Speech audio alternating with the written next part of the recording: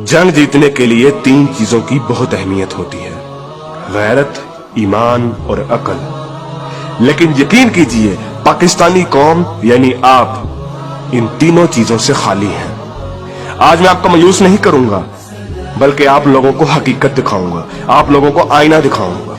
आप लोग वो कौम है कि जिनके इंतहाई संगीन और परेशान कुन हालात में जब आपकी शहरत काटी जा रही थी, तब भी पाकिस्तान के यूट्यूब पर ट्रेंडिंग में ड्रामे और गाने थे।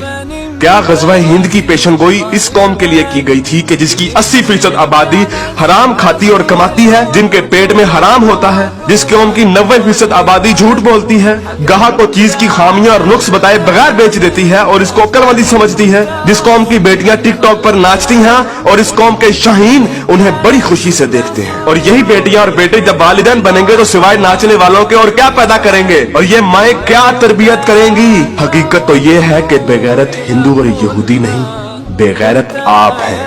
आप पाकिस्तानी बेगैरत हैं।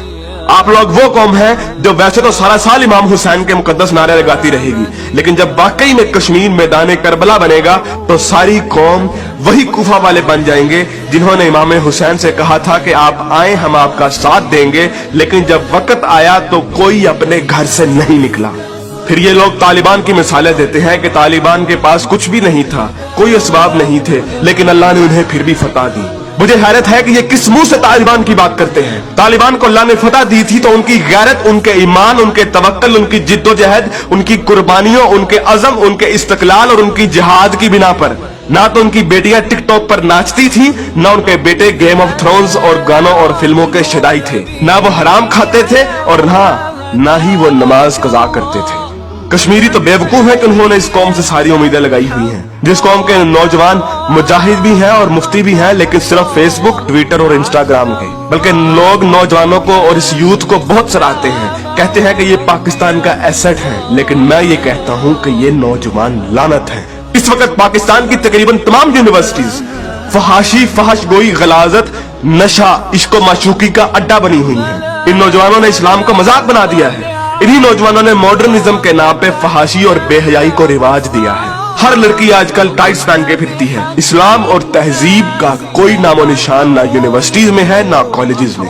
आज के लड़के गर्लफ्रेंड बनाने और लड़कियां बॉयफ्रेंड बनाने को फख्र समझती हैं। इन्हीं नौजवानों में चर्च और सिगरेट एक फैशन बन चुका है। हॉलीवुड के गाने और फिल्में और खुसूसी तौर पे नेटफ्लिक्स आज फैशन, मॉडर्न और पढ़े लिखे होने की अलामत है। और फितने सिर्फ शहरी इलाकों में ही नहीं, देहात में अक्सर मसाजिद खाली पड़ी रहती हैं। बमुश्किल किसी मस्जिद में एक सबसे ज्यादा नमाजी होते हैं। और झूठ, शरीकेबाजी, बदला और फसाद जितना देहात में होता है उतना तो शहरों में भी नहीं होता। अक्सर कॉलेजेस और यूनिवर्सिटीज के असातिज़ा फहश किस्म के जुगते लगाते हैं और बच्चों को बजाय अखलाकियात की तालीम देने के खुद बद अखलाकी की मिसाल बने होते हैं। और ऐसा क्यों ना हो, जब टीचर 45 मिनट पढ़ाने के पैसे ले लेता है लेकिन 20 मिनट पढ़ाता है और बाकी टाइम या तो मोबाइल पे गुजारता है या जुगतबाजी में या मजाक करने में, तो जब असातिज़ा तक के पेट में हराम की कमाई होगी तो वो क्या अखलाक सिखाएंगे। और सबसे बढ़कर हम जिन्स परस्ती और लौंडेबाजी पे बने हुए मजाक इस कदर आम हो चुके हैं, इस कदर आम हो चुके हैं कि सोशल मीडिया पर चलने वाले बिलावल भुट्टो और शेख रशीद की मीम्स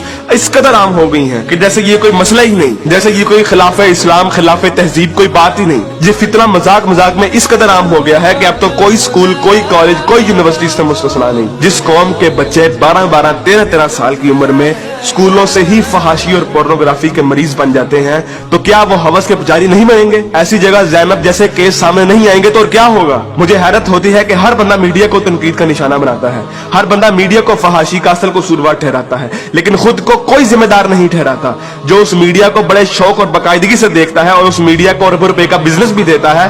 बल्कि टीवी और गाने तो इस कौम के लिए आज ऑक्सीजन बन गए हैं। आप अभी किसी नाई की दुकान पर चले जाएं, किसी दर्जी की दुकान पर चले जाएं, हत्ता कि किसी चिंची रिक्शे को देख लें, सब जगह गाने और मुजरे चल रहे होंगे। तकरीबन हर बंदे के व्हाट्सएप के स्टेटस पर या तो कोई टिकटॉक की वीडियो या फिर गाने लगे होंगे। और सबसे बढ़कर बेशर्मी और हराम इस कौम में इस कदर सराहियत कर गया है कि अब तो नातों को भी म्यूजिक के बगैर नहीं सुनते, नातों तक के अंदर म्यूजिक लगा दिया गया है। हमारी कौम का तो मजदूर और गरीब बंदा भी उतना ही खबीस है कि जितना अमीर। हर बंदा हराम खाता और कमाता है, फर्क सिर्फ ये है कि कोई ज्यादा खाता है और कोई कम। मुझे बताइए कि कितने मजदूर और कितने गरीब लोग आप मस्जिद में देखते हैं? किसी बाजार में चले जाएं, मर्दों से कई गुना ज्यादा औरतें नजर आएंगी। औरत अब बाजार की जीनत बन चुकी है। इस इस्लामी मुआशरे में आज तक किसी को कुरान तर्जुमे से पढ़ने की तौफीक नहीं हुई।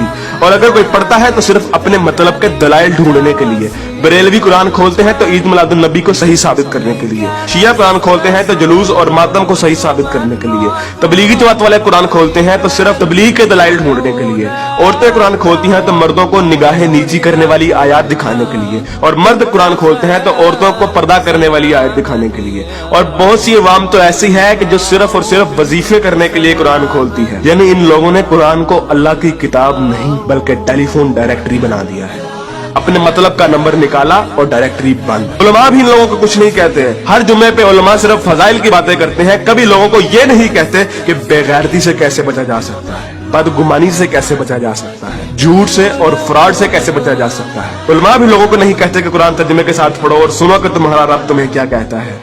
और यकीन कीजिए कि जब आप कुरान तर्जुमे के साथ पढ़ेंगे तो आपको अंदाजा होगा कि एक बार सुभान अल्लाह या 100 बार कलमा पढ़ने से जन्नत नहीं मिलनी। अमल करना पड़ता है, अमल। लेकिन हमारे मीठे मीठे उलमा और मुबल्लिग सिर्फ और सिर्फ मोहब्बतें बांटने पर जन्नतों का वीजा दे देते हैं। जिस मुल्क में दुनिया में सबसे ज्यादा ईद मिलादुन नबी मनाई जाती हो, मुहर्रम के जुलूस निकलते हो, तबलीगी जमात वाले तबलीग करते हो, वही मुल्क दुनिया में करप्शन और झूठ और हराम कमाने में सबसे आगे है। तुम लोग कुर्बानी के लिए जानवर भी लेते हो तो सिर्फ लोगों को दिखाने के लिए, अपना स्टेटस कायम करने के लिए। यकीन कीजिए असल गद्दार आप हैं। कायद आजम अल्लामा इकबाल और 50 लाख शोहदा के लहू से गद्दारी की है आपने, पाकिस्तान से गद्दारी की है आपने, और सबसे बढ़कर अल्लाह और उसके रसूल से गद्दारी की है आपने। ग़ज़वा उहद में जब सहाबा ने हुज़ूर अकरम सल्लल्लाहु अलैहि वसल्लम की एक छोटी सी नाफरमानी की थी, तो उस छोटी सी नाफरमानी की बिना पर अल्लाह ने मुसलमानों को बहुत बड़ी शिकस्त दी। हालांकि वो सहाबा थे और अल्लाह के रसूल भी उनमें मौजूद थे। लेकिन आज आप लोग ये कहते हैं कि अगर जंग हुई तो आसमान से फरिश्ते उतरेंगे कतार अंदर कतार। तो पहले अपने अमाल और अपनी औकात देखिए और फिर बात कीजिए। ऐन मुमकिन है कि आप लोगों को इस तकरीर का कोई असर ना हो, क्योंकि जिस पेट में हराम, जबान पे झूठ, कानों में गाने और आंखों में हवस भरी हो, उन दिलों पर हक की बात असर नहीं करती। मैंने कभी इतनी बदतमीजी और सख्त अल्फाज से बात नहीं करनी थी, लेकिन यकीन कीजिए मैं बहुत मजबूर हूँ साफ साफ अल्फाज में अपनी कौम को उनकी हैसियत दिखाने के लिए कि असल में बदनामी के जिम्मेदार आप लोग खुद हैं, कि असल में जलालत आप लोगों ने खुद खरीदी है। ना तो आप कुरान के मोमिन हैं, ना इकबाल के शाहीन।